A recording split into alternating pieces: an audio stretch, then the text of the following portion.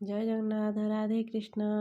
ସାଙ୍ଗମାନେ ସକାଳୁ ସକାଳୁ ଏବେ ଉଠିବାକୁ ଟିକେ କଷ୍ଟ ହେଉଛି, କାହିଁକିନା ଥଣ୍ଡା ପଡ଼ିଗଲା। ନାଇଁ, ଜଲ୍ଦି ଜଲ୍ଦି ଉଠି ପଡ଼ନ୍ତୁ, ଟିକେ ଏକ୍ସରସାଇଜ୍ କରିଦେଲେ ବଡ଼ିଟା ଟିକେ ଫ୍ରି ହେଇଯିବ। ତାପରେ କାମଧନ୍ଦା ସାରିକିରି ମୁଁ ବାହାରି ପଡ଼ିଲି, ଟିକେ ମାର୍କେଟ ବାହାରି ପଡ଼ିଲି, କାହିଁକିନା ପ୍ରଥମାଷ୍ଟମୀ ଅଛି, ଯେହେତୁ ସପିଂ ଟିକେ କରିବାର ଅଛି। ତାପରେ ଆମେ ମାଆ ଝିଅ ଚାଲୁ ମାଡ଼ି ଆଗକୁ ଆଗକୁ ଆଉ ଗଲାବେଳକୁ ଦେଖିଲୁ ଯେ ମାର୍କେଟ କି ଭିଡ଼, ଯେମିତି ମୁଁ ଭାବିଲି ଏ ରେଲୱେ ଷ୍ଟେସନ୍ ବୋଧେ। ଆଉ ତାପରେ ଆମେ କି ଛାଡ଼ୁ, କପଡ଼ା କିଣିବାର ଅଛି, ନୂଆ ପିନ୍ଧିବାର ଅଛି, ମାନେ ମାଡ଼ି ଚାଲିଲୁ ଆଗକୁ। ଆଉ ଯାଇ ପେଲି ପାଲି ପଛି ପାଛି ଯାଇକିରି ପହଞ୍ଚିଗଲୁ ଆଗେ କାହ୍ନା ପାଇଁ କପଡ଼ା କିଣିବାକୁ। କାହ୍ନାର କପଡ଼ା ଦେଖିଲୁ, ସିଏ ଆଗେ କହିଲା ନାଇଁ ନାଇଁ, ଭିଡ଼ ଯେହେତୁ କହିଲା ନାହିଁ। ମୁଁ କହିଲି ଦେଖନ୍ତୁ ଅଛି କଞ୍ଚି, ସେଠୁ ଖୋଜିକିରି ବାହାର କଲା, 2 ପେୟାର ଜମା ଥିଲା।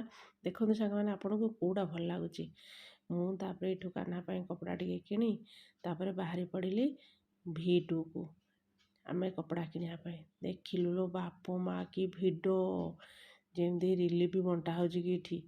ଏତେ ଭିଡ଼, ମୋତେ ତ କମ୍ଫର୍ଟେବୁଲ୍ ଫିଲ୍ ହେଇନା ଭିଡ଼ ହେଲେ। ମୁଁ ଆଗେ ମାସ୍କଟା ପିନ୍ଧିଦେଲି, ମୋତେ ବହୁତ ମାନେ ଅଜିବ୍ ଲାଗିଲା। ମାସ୍କଟା ପିନ୍ଧେଇକିରି କେମିତି ଫଟାଫଟ ଆଗେ କପଡ଼ା କିଣିକିରି ଆମେ ଘରକୁ ଆସିବୁ।